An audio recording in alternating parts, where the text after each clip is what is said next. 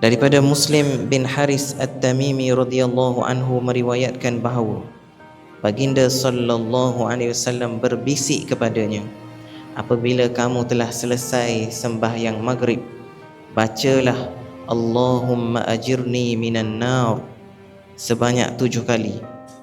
Ya Allah, maksudnya ya Allah, selamatkanlah daku daripada neraka 7 kali. Allahumma ajirni minan nar.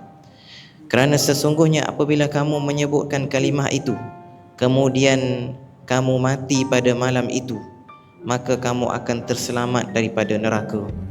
Dan apabila doa itu kamu baca sebanyak 7 kali selepas solat subuh, dan kamu mati pada hari itu, maka kamu akan terselamat daripada neraka. Hadis riwayat Abu Daud.